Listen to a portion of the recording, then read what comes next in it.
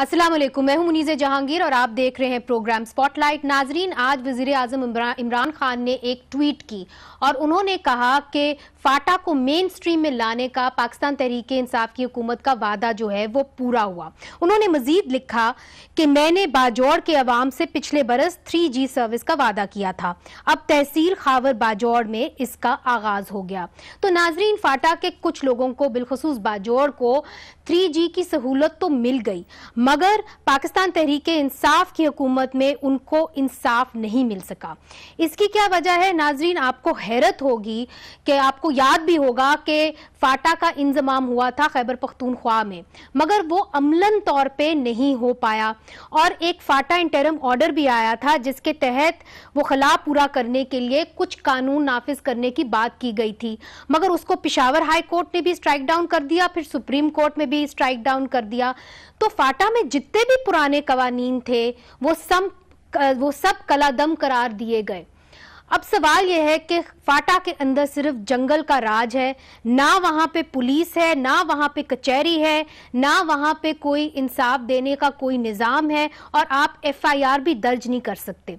इस पूरे सिलसिले में एक मुकामी सहाफ़ी हफीज वजीर, जिनका ताल्लुक जनूबी वजीरिस्तान वाना से है, उनके एक घर को एक कबायली जिरगे के फैसले के नतीजे में मसमार कर दिया गया, जबकि वाज़े तौर पे इस साल सुप्रीम कोर्ट किसी भी जिरगे के फैसले को, किसी भी कबायली जिरगे के फैसले को गैर कानूनी और कलदम करार दे चुकी है। आइए देखते हैं इस हवाले से एक रिपोर्ट।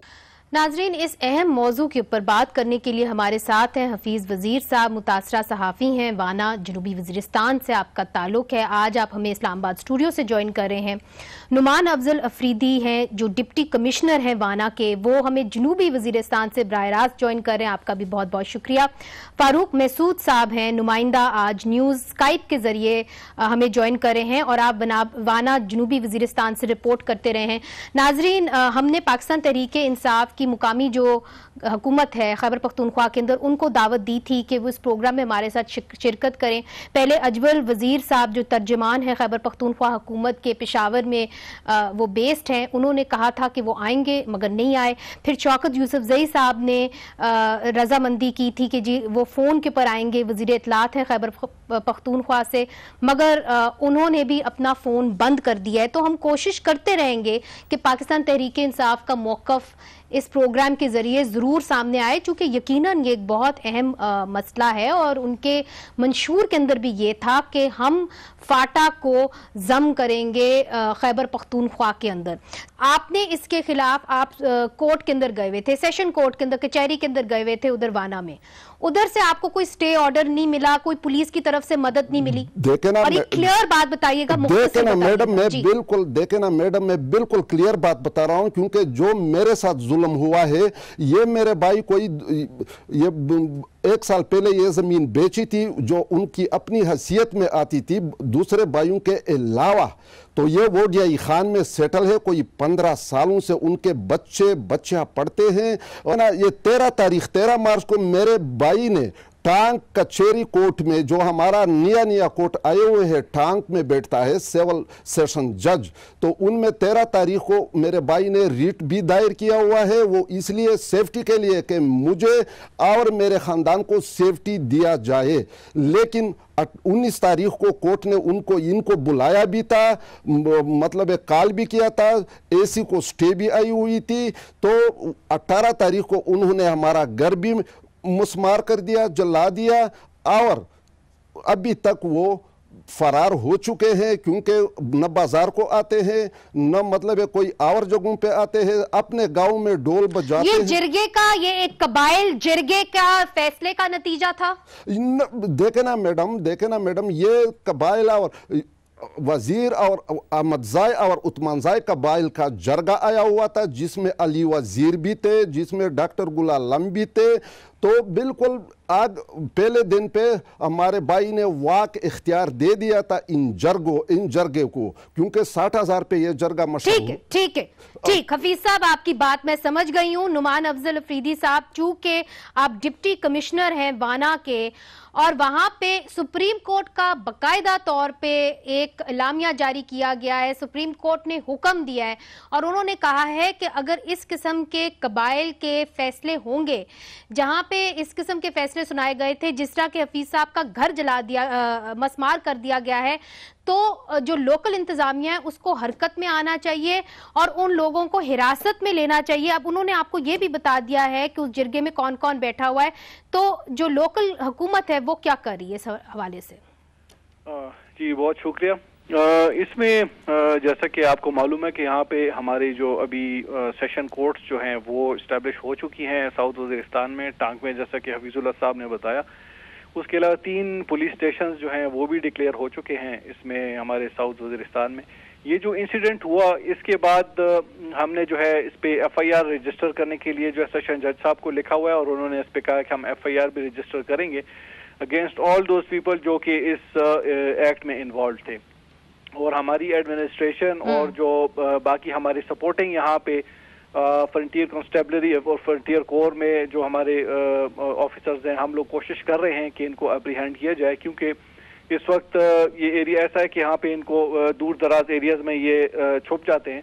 लेकिन हम लोग अपनी पूरी कोशिश में हैं कि इनको हम अरेस्ट करें और जो भी इस एक्ट में इन्वॉल्व थे उनको जो खिलाफ जो है हम उनको एक्शन लें। और ऐसा नहीं है कि आपको कुछ ज्यादा नहीं करनी चाहिए, क्योंकि कई लोग जो इधर जिरगे में हिस्सा ले रहे हैं वो तो खुल्लम खुल्ला हमारी रिपोर्ट्स है वो फिर रहे हैं, तो आपको क्यों नहीं मिल रहे वो? नहीं, ऐसा नहीं है कि वो बिल्कुल ओपनली फिर रहे हैं, वो डेफिनेटली होंगे। लेकिन यहाँ पे अगर आप इस एरिया से थोड़ा, एक तो यहाँ पे मोबाइल नेटवर्क का इश्यूज हैं, यहाँ पे कम्युनिकेशन के इश्यूज हैं। इट्स वेरी इजी कि आप लोग एक जगह से दूसरी जगह मूवमेंट करें और हमारे उनको एप्रीहेंड करने में थोड़ी सी प्रॉब्लम्स होती हैं।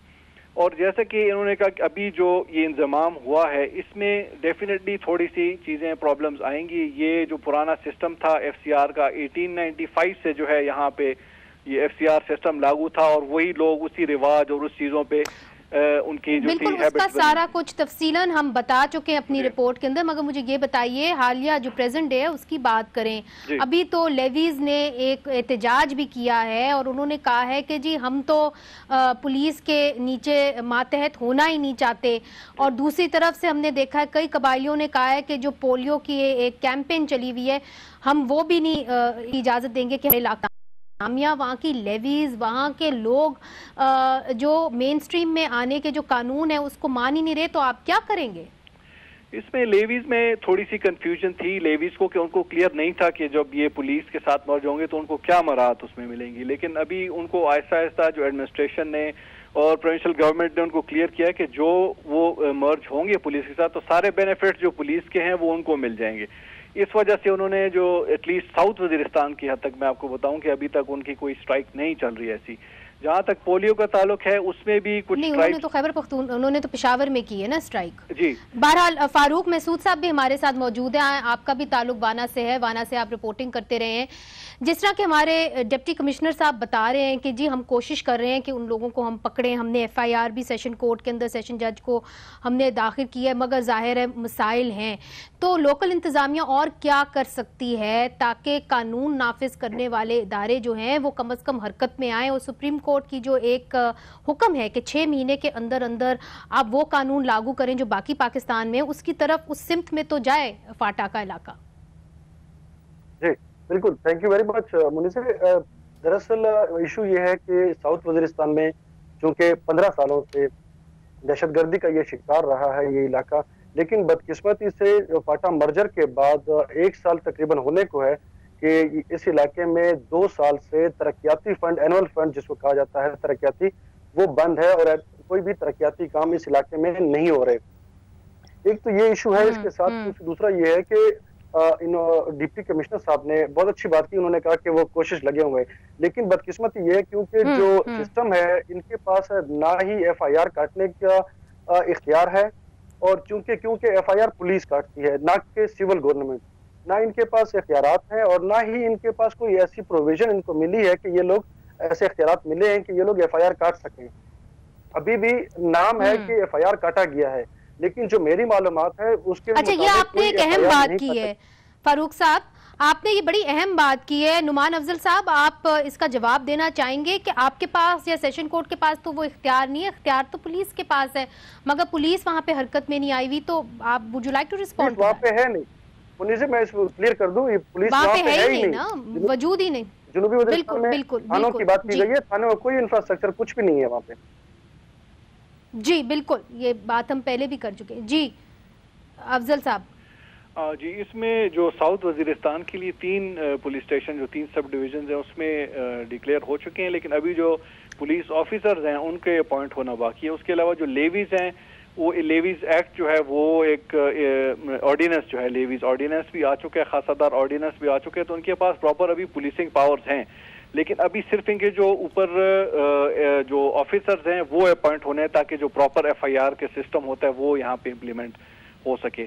उसके लिए हमने जो है होम डिपार्टमेंट को भी लिखा हुआ है और जो हमारे ऑनरेबल कोर्ट्स हैं उनको भी लिखा हुआ है कि इसको थोड़ा एक्सपेडाइट किया जाए, ताकि जो ये बीच में थोड़ा सा जो गैप आ रहा है, थोड़ी सी कंफ्यूजन है, ताकि ये क्लियर हो सके। तो इंशाल्लाह उम्मीद है कि जल्द ये, जैसा मैंने कहा कि ये सिस्टम एक दिन में नहीं चेंज होगा, इसमें थोड़ा सा आपको हमें देखना पड़ेगा। आप कह रहे हैं कि काफी ठीक है फारूक मसूद साहब, आप क्या समझते हैं कि कितना टाइम जो है वो और लगेगा कि जो सुप्रीम कोर्ट कहती है कि जी आप वहां पे बाकी कानून भी नाफिज करें, क्योंकि हमें मालूम है फाटा के अंदर ना कचहरी है, ना कोई FIR काट सकता है, ना किसी को सही तरीके से इंसाफ मिल सकता है, तो ये बहुत बड़ा अभाम है। और नेशनल एक्शन प्लान के ये बहुत बड़ा हिस्सा था कि फाटा को आप खैबर पख्तूनख्वा के अंदर जम करें ताकि उनको वो हकूक मिल सके जो बाकी शहरियों को है।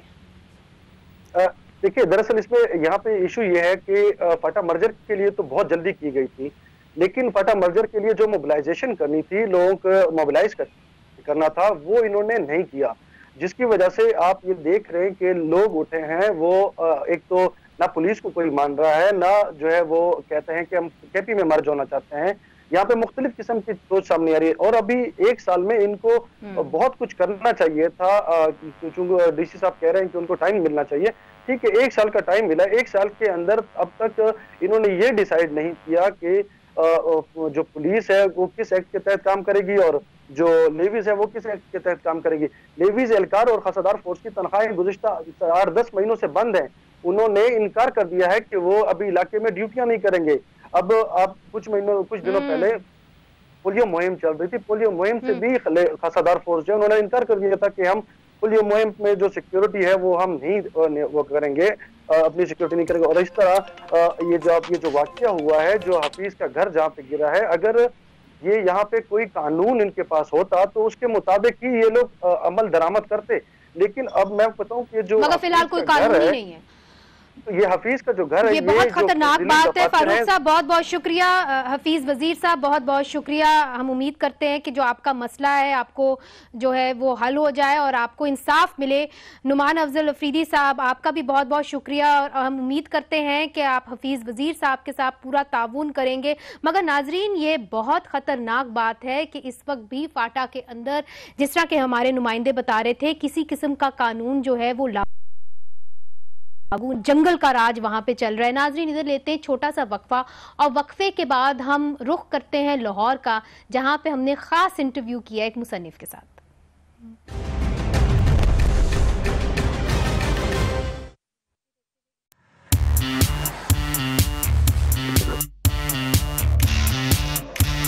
वेलकम बैक नाजरीन। ब्रेक से पहले हम बात कर रहे थे फाटा के इंजमाम के हवाले से और हमने दावत दी थी पाकिस्तान तहरीक इंसाफ की लीडरशिप को कि वो खैबर पख्तूनख्वा से हमें ज्वाइन करें और ये जो अहम एक मौजू है इसके ऊपर बात करें। जैसे कि आपने देखा कि इस वक्त फाटा के अंदर जंगल का राज है, ना वहाँ पे FCR रहा, ना वहाँ पे और कोई कानून है, ना कचहरी है, ना कोई पुलिस थाना है और ना ही कोई FIR दर्ज कर सकता है। यानी किसी किस्म का इंसाफ वहाँ पे होता हुआ नहीं दिखता। इन हालात के अंदर फाटा के लोग रह रहे हैं, हालांकि उनसे ये वादा किया गया है और सुप्रीम कोर्ट की जजमेंट भी मौजूद है कि फाटा के इंजमाम के हवाले से कानून साजी की जाए और 6 महीने के अंदर अंदर जो बाकी शहरियों के पास हकूक हैं वो उनको मिलने चाहिए। ये सुप्रीम कोर्ट का फैसला है, मगर इस सिमत में भी पाकिस्तान तहरीक इंसाफ की हुकूमत जाते हुए नज़र नहीं आ रही। बहरहाल हम कोशिश करेंगे कि पाकिस्तान तहरीक इंसाफ से आने वाले दिनों में इस पे बात करें। मगर अब रुख करते हैं नाजरीन लाहौर का, जहाँ पे हाल ही में एक अदबी मेला सजा था और दुनिया भर के मुसन्निफ यहाँ पे आए थे। इनमें से एक थे ज़रार सैद साहब और इन्होंने एक अफसाना लिखा है नोबेल इनाम याफ्ता डॉक्टर अब्दुल सलाम के बारे में, जो पाकिस्तान के एक मशहूर साइंटिस्ट थे, और इन्होंने टटोलने की कोशिश की है कि इसकी क्या वजह है कि पाकिस्तान की जो रियासत है उसने अपने पहले नोबेल इनाम याफ्ता को तस्लीम करने से इनकार कर दिया। ये हमारे माशरे के लिए आज एक बहुत बड़ा सवालिया निशान है। तो आइए बात करते हैं ज़रार सैद से उनकी किताब के बारे में। ज़रार, मुझे ये बताइए कि आपने ये किताब क्यों लिखी, और सबसे पहले तो ये बताइए कि ये जो किताब है उसकी कहानी क्या है। Thank you Muniz. बेसिकली मैं 20 साल पहले अमेरिका गया था पढ़ने, और मैं फ़िज़िक्स पढ़ने गया था। तो वहाँ पे मुझे सलाम साहब की कहानी सुनने को मिली और मुझे बड़ा दुख हुआ कि मुझे अपने मुल्क से बाहर निकल के ये कहानी देखने को मिल रही है, और बहुत ही वो एक मैजिकल कहानी थी। तो मेरे साथ ये चलती आ रही काफ़ी सालों से। इसको मैंने पहले नॉन फिक्शन वर्जन ट्राई किया, इसका बताने की कोशिश की, लेकिन क्योंकि इतनी ज़्यादा उसमें मैजिकल रियलिज़म था उसकी कहानी में, मैंने इसको फिक्शन फॉर्म में उसको बाद में तब्दील कर दिया। कुछ कहानी के बारे में बताएंगे, क्योंकि आप लिखते हैं कि उनकी जो कहानी है वो एक ट्रेजेडी थी, कि एक ट्रेजेडी ही थी कि एक देखें ना आप, एक बच्चा जो पैदा होता है एक गांव में और उसके पास कुछ भी नहीं होता, और एकदम वो साइंस की दुनिया में छा जाता है और नोबेल प्राइज़ जीत जाता है, लेकिन उसके अपने मुल्क ने उसको बेदखल कर दिया। तो ये एक ट्रेजेडी नहीं तो और क्या है। मतलब मेरे लिए तो ये बहुत ही दुख भरी कहानी है। आप क्यों समझते हैं कि इनके ऊपर एक किताब लिखना ज़रूरी थी? इसलिए चूँकि मैं आपसे ये सवाल कर रही हूँ कि आपने सही कहा कि उनको कई जगहों पे पाकिस्तान में रिकग्नाइज़ ही नहीं किया गया। आप अपने एक इंटरव्यू में लिखते हैं कि पाकिस्तान के अंदर कोई ऐसी सड़क नहीं है जो उनके नाम के ऊपर हो। तो आप क्यों समझते हैं कि पाकिस्तान ने उनको इस तरह सेलिब्रेट नहीं किया, और आप समझते हैं कि आज का पाकिस्तान कुछ मुख्तलिफ है? मेरी ख्वाहिश यही रहेगी कि आज का पाकिस्तान मुख्तलिफ हो जाए। अभी नहीं है लेकिन हो जाएगा। बाहर के मुल्कों ने उन सलाम साहब के ऊपर स्कॉलरशिप्स और लाइब्रेरीज़ और पूरे साइंस की लेबॉर्ट्रीज़ उनके नाम की हैं, सड़कें उनके नाम हैं। यहाँ पे कोई इनको जानता ही नहीं है। तो मैं चाहूँगा कि ऐसा हो, और मैं चाहूँगा कि इस तरह की कहानियाँ, ये एक पाकिस्तान की कहानी है, ये ऐसी कहानियाँ और निकलें, और ऐसी कहानियों को खामोश करने की कोई ज़रूरत नहीं है। आपको बहुत सारी मुश्किलात आई जब आपने ये किताब लिखनी शुरू की। सबसे पहले आपने जब किताब लिखनी शुरू की, आपने मुझे बताया कि ये नॉन फिक्शन किताब थी। फिक्शन में कैसे चले गए आप? वही मैं आपको बताया ना कि उसकी कहानी जो थी वो इतनी मैजिकल थी कि नॉन फिक्शन में वो सही रेजोनेट नहीं हो रही थी, सही वो निकल रही नहीं थी, तो उसको फिक्शन में ही करना पड़ा था मुझे। लेकिन फिक्शन में मुझे और भी लिबर्टी थी कि मैं कुछ भी कर सकता हूँ उसके साथ, और मैं अपनी कहानी उसमें डाल सकता हूँ, और वही मैंने किया। आपने उनके ऊपर रिसर्च भी की क्या? उनके ख़ानदान से आपने बात की? कितनी आपकी जो कहानी है वो हकीकत के ऊपर मबनी है? काफ़ी ज़्यादा हकीकत के ऊपर है। उस रिसर्च तो बहुत ज़्यादा किया मैंने पढ़ा कि बहुत सारे पब्लिशर्स ने पहले आपकी किताब को रिजेक्ट किया, तो आपको बहुत जगह से रिजेक्शन आई, उसके बाद कहीं जाके आपको कामयाबी मिली। क्या वजह थी इस रिजेक्शन की? और अब जब कि आपकी किताब छप गई है तो मैंने ये भी पढ़ा है कि काफ़ी डिस्ट्रीब्यूशन में भी मसाइल आए हैं।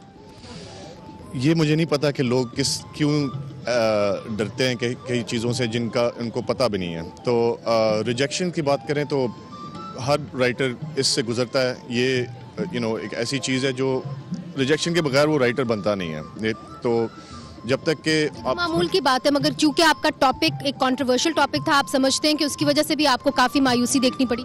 मेरी तरफ से तो कोई कंट्रोवर्सी नहीं है, लेकिन मेरे कई इंटरव्यूज़ जो थे उन लोगों ने किए और उसको उन्होंने पुल बैक कर दिया।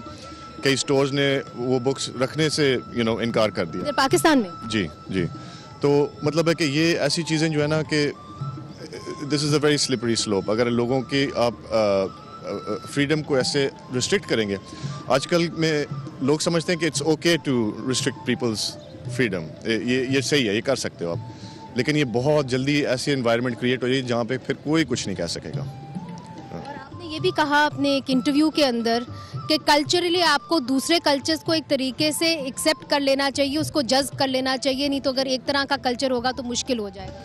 मुझे देखें आप, दुनिया में कल्चर्स जो है ना वो मोनोगमस नहीं है, वो बहुत ज़्यादा डिफरेंट लोग, जितने डिफरेंट लोग होंगे और उनकी आवाज़ें जितनी आ सकती हैं उतना ही बेहतर आपकी सोसाइटी आगे बढ़ेगी। अब नफ़रत के ऊपर बेस करके कोई भी सोसाइटी जो है ना वो हमेशा सफ़र ही करती है, और मैंने यही नोटिस किया। आप हिस्ट्री उठा के देख लें, जर्मनी ने एल्बर्ट आइंस्टाइन को खो दिया, ठीक है, क्योंकि एंटी सेमिटिज्म की वजह से। तो वो देखें पूरी एक उनकी सोसाइटी जो है वो क्रम्बल कर गई। नंबर 1 दुनिया की वो इकॉनमी थी, उसके बाद नीचे लग गई। एक और आपको कहानी बताऊंगा कि इंडिया में रामानुजन नाम का एक मैथमेटिशियन था जो कि दुनिया का सबसे बेहतरीन मैथमेटिशियन। उधर उसने एक पूरी जनरेशन को इंस्पायर किया, और आगे आप देखें जितने भी south Indian computer scientist, mathematician, scientist, वो एक पूरी जनरेशन चलती हुई आई। आज गूगल का सीईओ इंडिया से है, माइक्रोसॉफ्ट का सीईओ इंडिया से है, ऑरेकल के सारे अपर एशेलॉन सारे साउथ इंडियन हैं। वो उस जनरेशन से इंस्पायर करते हुए वो आ रहे हैं। तो मेरा ये है कि अगर सलाम साहब को यहाँ पर रहने देते, उनका काम करने देते, यहाँ पे कितने और साइंटिस्ट पैदा होते, कितने और सलाम पैदा होते, लेकिन अफसोस कि ये नहीं हुआ। क्यों ज़रूरी है आपकी किताब पढ़ना हर पाकिस्तानी के लिए? In the end of the day ये एक किताब है, एक फिक्शन है, इसको एंजॉय करना चाहिए like any other art form. जिस तरह फिल्में एंजॉय करते हैं, मैं चाहता हूँ कि लोग पढ़ना शुरू करें दोबारा से, जैसे पहले एक ज़माने में होता था। और क्या ऐसे वो सियासी हालात थे पाकिस्तान के अंदर जिन्होंने आपको इंस्पायर किया कि ये कहानी तो मैं ज़रूर लिखूंगा, चाहे कितनी मुश्किलात सामने ना आए? सिर्फ पाकिस्तान 4 साल लगे आप ताब? 5 साल लगे थे। सिर्फ पाकिस्तान में नहीं है ये कहानी, ये एक किसी का सीरिया, ग्रीस, यूके, यूएस, यहाँ पे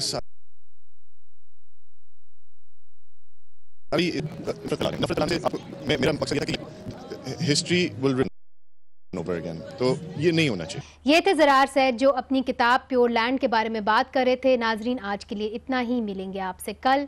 इजाज़त दीजिए, खुदा हाफिज।